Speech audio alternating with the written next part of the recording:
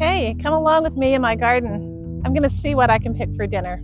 Today I didn't get quite as much done as I wanted to in the garden. I've watered everything really well. I did my eggplant earlier. I posted a video on that. But now it's just time to figure out what we're going to have for supper and come along. I love this time of day in the garden. It's early evening. The sun hasn't gone down yet, but it's low in the sky. The birds are all out. Everything looks lush and green. And I'm going to pick some dinner. These are the Amish sugar snap peas. I think I'm going to start with those as a basis for dinner. If you keep picking peas, they'll keep producing until the weather just gets too hot. I picked a whole bunch of these a couple days ago, made a fantastic stir fry. These I think I'm just going to saute maybe with some other vegetables and maybe put some basil in there as well. These are the spring blush peas. Take a look. They have this pretty little purpley color to them on the outside. I'm going to eat it. Most of my peas never make it into the house.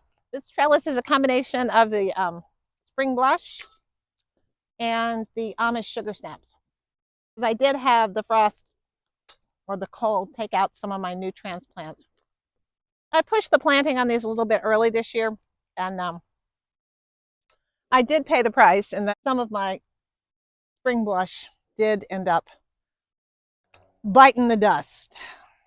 Well, this one's a little bit over plump, but I'm just going to slice it instead of cooking it whole. The thing I love about sugar snaps is you just pick them and eat them. All right, so this is what I got for little sugar snaps. Let's see what else we can get. Look at this speckled bib lettuce. Wow, this is just spectacular. Totally ready. What a beautiful lettuce. In you go. Beautiful. Okay, here is some basil. And I am going to go ahead and top that, and it's going to start to branch off, which will be nice. I'm going to cut it at the joint, and more will sprout. It'll get bushier. See if I can do this one-handed. There we go. That's called a Bolzano basil. Then those two leaves will branch off and become whole other branches. I just pulled back the brassica tent. There's a potato growing in there. This broccoli is started to flower. I'm going to go ahead and cut it, and it'll be perfectly fine in the stir fry. And here is a lovely head of broccoli. I'm going to go ahead and cut it. We're going to stir fry it. This is not the biggest head in the world. That's because it's been really hot.